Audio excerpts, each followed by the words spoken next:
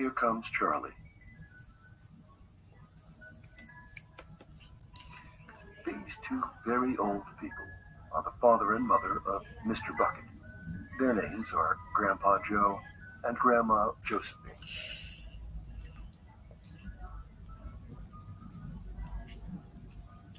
And these two very old people are the father and mother of Mrs. Bucket. Their names are Grandpa George and Grandma Georgina.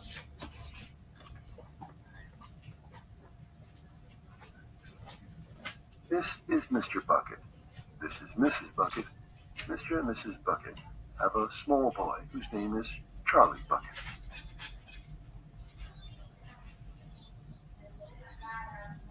This is Charlie. How'd you do? And how'd you do? And how'd you do again?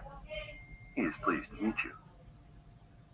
The whole of this family, the 6 grown-ups, count them, and little Charlie Bucket, live together in a small wooden house on the edge of a great town. The house wasn't nearly large enough for so many people, and life was extremely uncomfortable for them all. There were only 2 rooms in the place altogether, and there was only 1 bed. The bed was given to the 4 old grandparents because they were so old and tired. They were so tired, they never got out of it. Grandpa Joe and Grandma Josephine on this side, Grandpa George and Grandma Georgina on this side. Mr. and Mrs. Bucket and little Charlie Bucket slept in the other room upon mattresses on the floor. In the summertime, this wasn't too bad, but in the winter, freezing cold drafts blew across the floor all night long, and it was awful. There wasn't any question of them being able to buy a better house, or even 1 more bed to sleep in. They were far too poor for that. Mr. Bucket was the only person in the family with a job. He worked in a toothpaste factory, where he sat all day long at a bench and screwed the little caps onto the tops of the tubes of toothpaste after the tubes had been filled. But a toothpaste cap screwer is never paid very much money, and poor Mr. Bucket, however hard he worked, and however fast he screwed on the caps, was never able to make enough to buy 1/2 of the things that so large a family needed. There wasn't even enough money to buy proper food for them all. The only meals they could afford were bread and margarine for breakfast, boiled potatoes and cabbage for lunch, and cabbage soup for supper. Sundays were a bit better. They all looked forward to Sundays because then, although they had exactly the same, everyone was allowed a second helping. The Buckets, of course, didn't starve, but every one of them, the 2 old grandfathers, the 2 old grandmothers, Charlie's father, Charlie's mother, and especially little Charlie himself, went about from morning till night with horrible empty feeling in their tummies.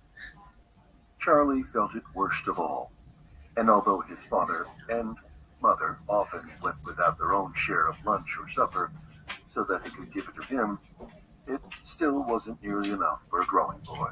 He desperately wanted something more filling and satisfying than cabbage and cabbage soup.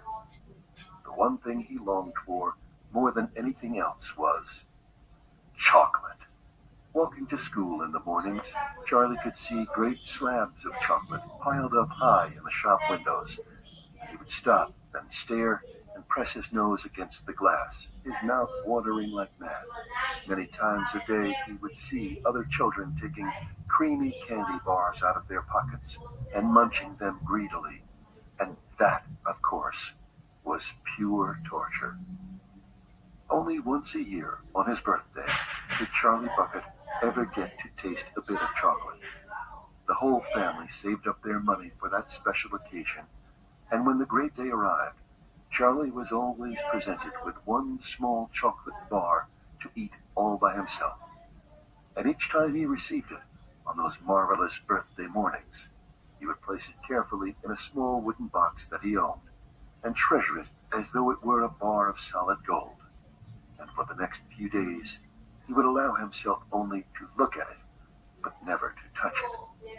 Then at last, when he could stand it no longer, He would peel back a tiny bit of the paper wrapping at one corner to expose a tiny bit of chocolate, and then he would take a tiny nibble, just enough to allow the lovely sweet taste to spread out slowly over his tongue. The next day, he would take another tiny nibble, and so on and so on. And in this way, Charlie would make his 10-cent bar of birthday chocolate last him for more than a month. But I haven't yet told you about the one awful thing that tortured little Charlie, the lover of chocolate, more than anything else. This thing, for him, was far, far worse than seeing slabs of chocolate in the shop windows, or watching other children munching creamy candy bars right in front of him. It was the most terrible, torturing thing you could imagine. And it was this. In the town itself, actually within sight of the house in which Charlie lived, there was an enormous chocolate factory. Just imagine that. And it wasn't simply an ordinary enormous chocolate factory either.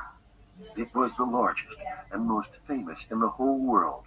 It was Wonka's factory, owned by a man called Mr. Willy Wonka, the greatest inventor and maker of chocolates that there has ever been. And what a tremendous, marvelous place it was. It had huge iron gates leading into it, and a high wall surrounding it, and smoke belching from its chimneys, and strange whizzing sounds coming from deep inside it. And outside the walls, for half a mile around in every direction, the air was scented with the heavy, rich smell of melting chocolate. Twice a day, on his way to and from school, little Charlie Bucket had to walk right past the gates of the factory. And every time he went by, he would begin to walk very, very slowly. And he would hold his nose high in the air and take long, deep sniffs of the gorgeous, chocolatey smell all around him. Oh, how he loved that smell. And how he wished he could go inside the factory and see what it was like.